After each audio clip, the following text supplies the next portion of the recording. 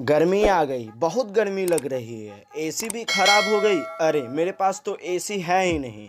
इस बार एसी ले लेता हूँ। रुको रुको, एसी लेने जा रहे हो? ये वीडियो तो देखते जाओ, क्योंकि इस वीडियो में आपको पता चलेगा कि आपको कैसा एसी लेना चाहिए। एसी खरीदते समय कौन सा टिप्स और कौन सा ट्रिक्स है जो आपको अपनानी चाहिए, आज के इस वीडियो में आपको पता चलेगा।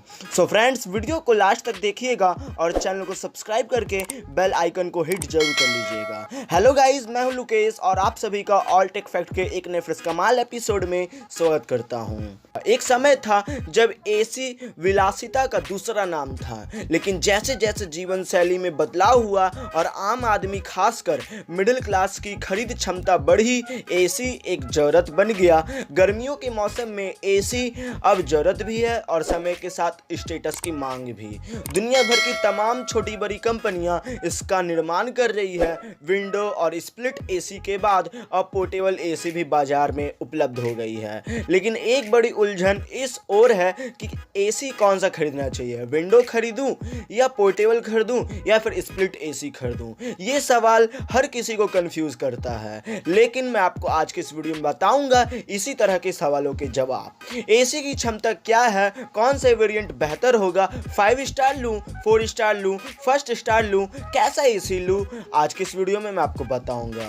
वैसे अगर आप भी इन सवालों से उलझे हैं तो आपके लिए हमारे पास कुछ जवाब है। सबसे पहले मैं आपको बता दूं, एसी का वजन बहुत ज्यादा जरूरी होता है। आप अपने कमरे के हिसाब से एसी का वजन चुन सकते हैं। एसी खरीदने के क्रम में सबसे बड़ी उलझन उसके साइज या कैपेसिटी को लेकर होती है। यह सीधे तौर पर कमरे, हॉल या उस स्थान के साइज पर निर्भर करता है जहां एसी को इंस्टॉल किया जाएगा, क्योंकि बड़े कमरे या जगह में छोटे एसी घंटों बिजली की खपत के बाद भी कोई खास कारगर नहीं होता है। स्क्वायर फीट के लिहाज से अगर आपके कमरे का फ्लोर 90 स्क्वायर फीट से छोटा है तो आपके लिए 0.8 टन का एसी काफी है, जबकि 90 से 120 स्क्वायर फीट वाली जगह के लिए 1 टन का एसी और 120 से 180 स्क्वायर फीट का यदि कमरा है आपके पास तो आपके लिए 1.5 टन का एसी सही रहेगा। और यदि 180 स्क्वायर फुट से आपका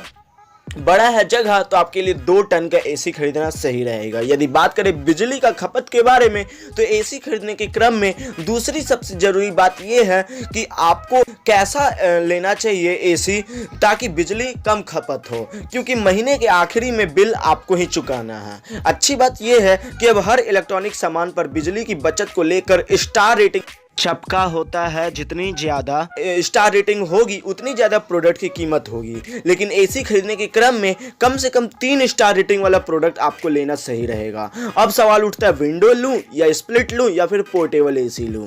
एसी के तीनों वेरिएंट की अपनी अपनी खूबियां हैं। विंडो एसी अन्य 2 वेरिएंट के मुकाबले थोड़ा सस्ता होता है, लेकिन इसमें आवाज बहुत ज्यादा होती है। यह सिंगल रूम और छोटे कमरों के लिए तो बेहतर है, आसानी से इंस्टॉल भी हो जाता है, लेकिन खूबसूरती के लिहाज से स्प्लिट एसी से पिछड़ जाता है। यदि बात करें इसके कंपोनेंट के बारे में तो बाहर कहीं भी इंस्टॉल करने की सुविधा रहती है। एयर फ्लो ज्यादा होने के कारण यह बड़े कमरों के लिए ज्यादा ठीक रहता है। कंपोनेंट बाहर इंस्टॉल होता है, लिहाजा चलने के क्रम में शोर नहीं भी होता है। देखने में खूबसूरत होता है, लेकिन विंडो एसी के मुकाबले थोड़ा महंगा होता है। एक बड़े कमरे या हॉल को ही ठंडा कर पाता है। यह 2 हिस्सों में होता है, जिसमें एक हिस्सा कमरे के बाहर या छत पर लगाया जाता है और दूसरा कमरे के अंदर, यानी इसे एक कमरे या जगह में फिक्स करना पड़ता है, जगह बदलने की सुविधा नहीं होती है। यदि बात करें पोर्टेबल एसी के बारे में तो इसका खूब चलन है। इसके साथ सबसे बड़ी सुविधा यह है कि इसे सुविधा अनुसार कमरे के किसी भी कोने में जरूरत के हिसाब से हॉल के किसी भी एरिया में इंस्टॉल किया जा सकता है। इंस्टॉलेशन का कोई झंझट नहीं है, आप खुद भी इसे एक जगह से दूसरी जगह शिफ्ट कर सकते हैं। यदि बात करें फिल्टर, एयर फ्लो और स्विंग के बारे में तो एक अच्छे एसी का चुनाव इसलिए कई मायने में महत्वपूर्ण है कि आप उसकी हवा में सांस भी लेते हैं, यानी एसी में बढ़िया फिल्टर का लगा होना जरूरी है। एयर फ्लो यह तय करता है कि आपका एसी कितनी देर में कमरे को ठंडा कर सकता है। जरूरी है एसी में कूलिंग स्पीड को तय करने की सुविधा हो, कम से कम 2 फैन की स्पीड हो जिसे आप अपने हिसाब से ऑन कर सके। स्प्लिट और पोर्टेबल एसी में स्विंग की सुविधा होती है। अब कुछ विंडो एसी में यह भी फीचर आने लगा है, हालांकि यह थोड़ा महंगा भी होता होता है, एसी को समय समय पर सर्विसिंग की जरूरत भी होती है। यह न सिर्फ इसलिए कि आपका एसी सालों साल चल सके, बल्कि इसलिए भी आपके एसी की सफाई और वो अच्छा भी हवा दे सके, इसलिए भी ये जरूरी है। अब मैं आपको बताऊं कुछ जरूरी बातों के बारे में। कई एसी में टाइमर की सुविधा भी होती है। यह अलार्म की तरह होता है, जिसे सेट करने पर यह एक सर्टेन टाइम पर चालू और एक सर्टेन समय पर बंद हो जाता है। इससे आपके बिजली की खपत बहुत कम होती है और कमरा जरूरत से ज़्यादा ठंडा भी नहीं होता। इसके लिए कई एसी में सेंसर लगे होते हैं जो कमरे के तापमान को मापते हैं और उसी के अकॉर्डिंग आपको प्रोवाइड कराते हैं हवा। यदि बात करें वोल्टेज स्टेबलाइजर के बारे में, तो एसी के साथ अमूमन वोल्टेज स्टेबलाइजर खरीदने की भी सलाह दी जाती है। यह सही भी और ज़रूरी भी। अगर आपका एसी 0.5 से 0.8 टन का है तो इसके साथ 2 kVA का स्टेबलाइजर ठीक रहेगा। यदि 1.0 टन से लेकर 1.2 टन के बीच है एसी आपका, तो 3 kVA का आपका स्टेबलाइजर ठीक रहेगा। 1.2 से यदि 1.6 टन के एसी है आपके पास, तो 4 kVA का आपका स्टेबलाइजर ठीक रहेगा। यदि 2 से 2.5 टन का एसी है तो 5 kVA और 3 टन से अधिक क्षमता वाले एसी के लिए 6 kVA का स्टेबलाइजर लेना आपके लिए ठीक रहेगा। तो उम्मीद है एसी से जुड़े हर सवाल का आपको जवाब मिल गया होगा। यदि फिर भी कोई सवाल आपका मन में रह जाता है और मुझे गलती से बताने में भूल हो जाता है, तो आप नीचे कमेंट कीजिए। और कोई भी राय या सुझाव है तो कमेंट तो जरूर करना मत भूलिए।